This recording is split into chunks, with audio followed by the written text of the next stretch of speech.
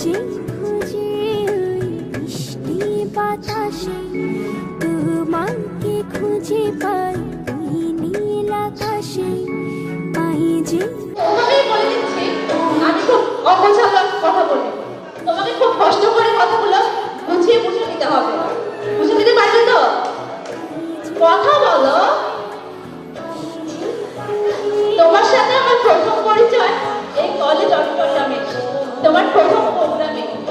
তুমি আমাকে চেনো, আমি সেটা জানি, এবং আমি তোমাকে জানি, সেটাও তুমি জানো। তবে কি বলো তো, শুধুমাত্র ইগোর জন্য তুমি আমাকে চিনেও চিনো না, সেটা কোনো ব্যাপার না। আমরা সবাই জানি ছেলেদের একটা ইগো প্রবলেম আছে, যেটার জন্য ওরা কখনোই নিজেকে স্বীকার করে না কোনো কিছুতে। ঠিক বলেছি তো? শোনো, এখন দরকারি কথায় আসি।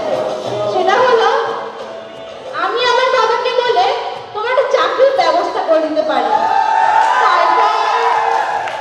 তারপর হচ্ছে যে তোমার প্রতিদিন আসা যাওয়াতে অনেক কষ্ট হয়, সেটা আমি জানি। কেননা সিএনজি করে আসা যাওয়াটা অনেক কষ্টের, অনেক চাপাচাপি করে সামনের সিটে বসে, ইভেন অ্যাক্সিডেন্টেরও ভয় থাকে।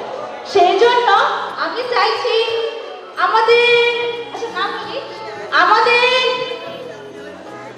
যদি তুমি রাজি হও, তাই বলছি না, তাও বলে ফেলি, আমাদের বিয়েতে তোমাকে উপহার নামক যৌতুকে একটা R50 গিফট করবো। কি বলো? হাসলে হবে না, বলতে হবে। আর আচ্ছা, ভুলেই তো গেলাম, একটা হাত খরচের ব্যাপার থাকে, যেটা আজকে থেকে আমার দায়িত্ব। কি রাজি তো নাকি? আচ্ছা আচ্ছা, বাকি রয়ে গেছে, বাকি রয়ে গেছে। সবচেয়ে বড় কথা কি জানো? আমি আমার আম্মুর একমাত্র মেয়ে, তাই উনি চায় না আমি ওর থেকে দূরে কোথাও যাই। সেই জন্য তুমি যদি আপত্তি না করো, তাহলে যদি ঘর জামাই হও। ঘর জামাই হলে একটু সুবিধাও আছে। কি সুবিধা জানো? ঘর, সংসার, বাচ্চা কাচ্চা, চাকরি সবই আমার দায়িত্ব।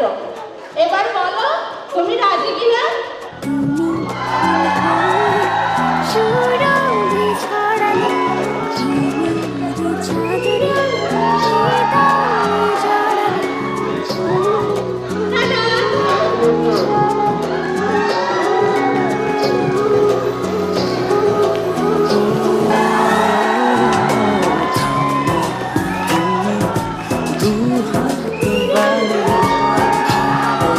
শীতল যেতে চাই তোমাতে হারিয়ে।